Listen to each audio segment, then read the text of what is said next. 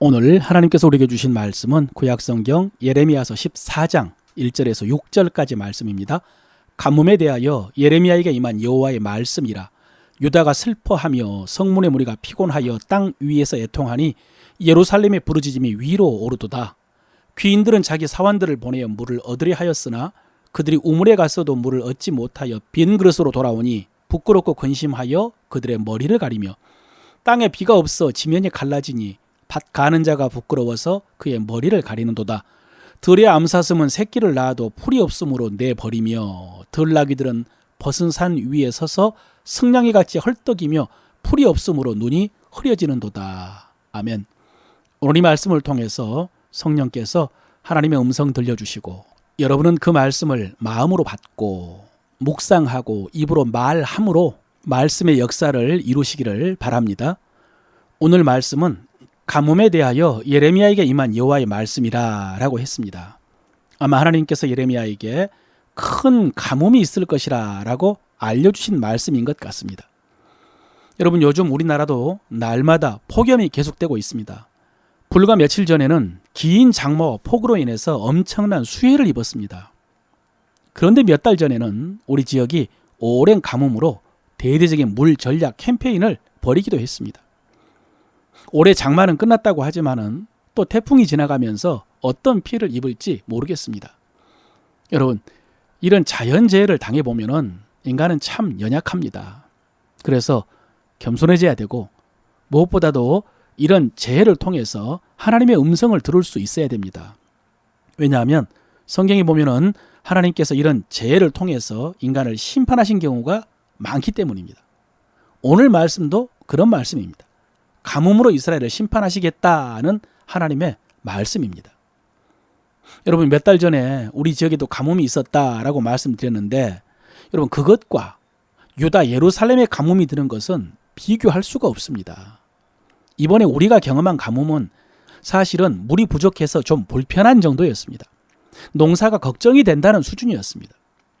수돗물이 단수된 적도 없고요. 자발적으로 절수 캠페인에 동참을 한 정도였습니다. 그런데 이스라엘 땅은 우기와 건기가 분명하게 나눠져 있어서 4월부터 10월까지는 비가 거의 오지 않습니다. 더구나 그 땅의 토질은 물을 흡수하지를 못하고 흘려보내는 토질이고요. 요대는 대부분의 지역이 산지이기 때문에 비가 와도 그 물이 광야로 사해로 흘러가 버립니다. 또 강이 없기 때문에 곳곳에 웅덩이를 파서 우기에 내리는 비를 저장해서 식수로 용수로 사용을 합니다. 그리고 농사는 10월경에 이른 비가 내릴 때에 씨를 뿌리고요. 3월경에 내리는 늦은 비로 곡식이 여물어서 겨우 추수를 하고 그렇게 비가 내린 후에 광야에 풀이 자라면 그것을 가축이 먹는데 그런데 우기에 가뭄이 든다. 우기에 비가 내리지 않는다. 이것은 최악의 재앙입니다. 2절에 보면 예루살렘 주민들의 울부짖는 소리가 하늘로 올라갔다고 했고요. 귀인들이 종들을 보내가지고 물을 얻으려고 했지만 빈 그릇으로 돌아오면서 부끄러워서 근심했다고요. 밭을 가는 농부도 마찬가지고 들의 암사슴은 새끼를 낳고도 풀이 없어서 그 새끼를 버리고 들나귀들도 헐떡거리면서 눈이 흐려졌다고 했습니다. 비참하고 끔찍한 모습을 예레미야가 본 것입니다. 그래서 7절부터 보면은 예레미야가 하나님께 기도합니다. 여호와여, 우리의 죄악이 우리에게 대하여 증언할지라도 주는 주의 이름을 위하여 일하소서. 우리의 타락함이 많으니이다. 우리가 주께 범죄하였나이다. 그랬습니다. 우리 민족의 죄가 명백해서 심판을 받을 수밖에 없다고 해도 주의 이름을 위하여 비를 내려달라고. 하나님께서 지금까지 수많은 징계 가운데서 우리를 구원해 주셨는데 이번에도 건져달라고. 우리는 여호와의 백성이니 우리를 버리지 마소서라고 간청을 합니다. 예, 그렇습니다. 지금 예레미야가 기도한 대로 지금까지 하나님께서는 수를 헤아리기 힘들 정도로 이스라엘을 용서하시고 구원해 주셨습니다. 그래서 예레미야도 지금 백성을 대신해서 하나님 앞에 죄를 고백하고 구원을 간청한 것입니다. 그런데 하나님께서는 지금까지의 이스라엘의 죄를 언급하시고 기억하시면서 그 죄에 대해서 벌을 내리시겠다고 합니다. 그러면서 예레미야에게요, 너는 이 백성을 위하여 복을 구하지 말라라고 말씀하십니다. 벌써 예레미야서에만 3번째 선지자에게 백성을 위해서 기도하지 말라라고 명령하신 것입니다. 왜냐하면 이제는 기회의 시간이 지나갔기 때문입니다. 이제 하나님의 인내의 시간, 기다려주시는 시간이 끝났기 때문입니다.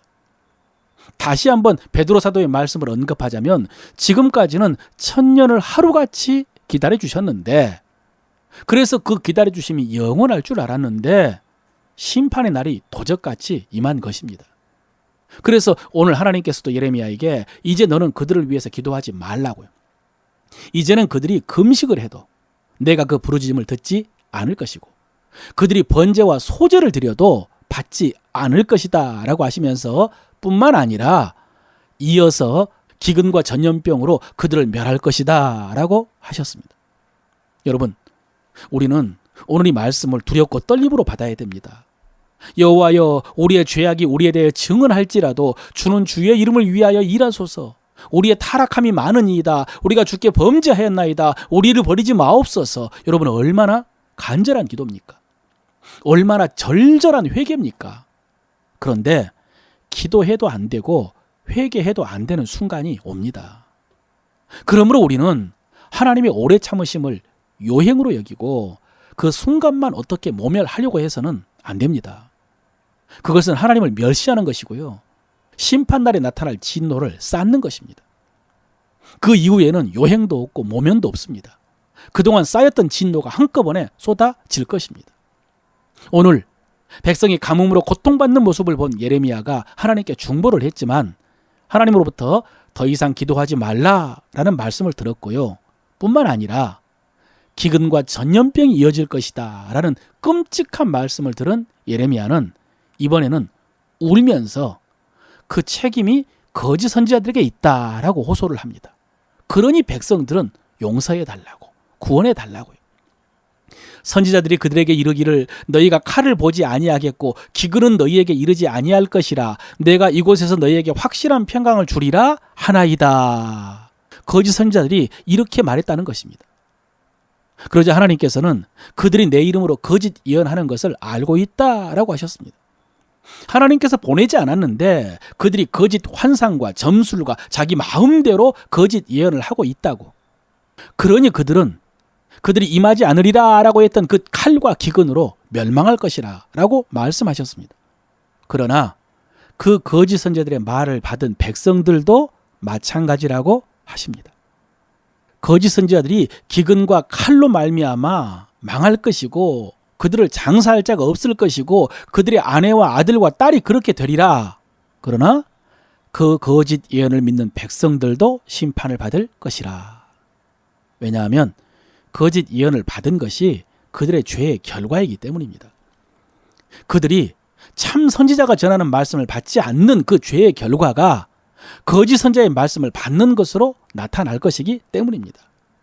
여러분, 이것은 심판의 과정이요, 심판의 공식과 같은 것입니다. 하나님의 말씀은 축복이고 죄에서 돌이킬 수 있는 생명의 말씀이고 기회인데 그 말씀을 받지 않으면 결국은 거짓말을 따라가다가 심판을 받게 되는 것입니다. 진리의 말씀을 받지 않으면 미혹하는 거짓말이 진리처럼 들리게 된다고 했죠. 하나님의 말씀을 받지 않으면 마귀의 말을 듣고 마귀를 따라가게 되어 있다고요. 그래서 말씀을 들리지 않으면 심판이 가까웠음을 알고 두려워하라 라고 한 것입니다. 그러므로 사랑하는 성도 여러분, 여러분은 말씀을 더 가까이 하시기 바랍니다. 요즘 날씨가 너무 덥죠. 그러나 핑계하지 말고 게으르지 말고 말씀을 더 깊이 묵상하십시오. 하나님의 말씀이 여러분의 마음을 뜨겁게 하면 여러분의 영혼은 시원해질 것입니다.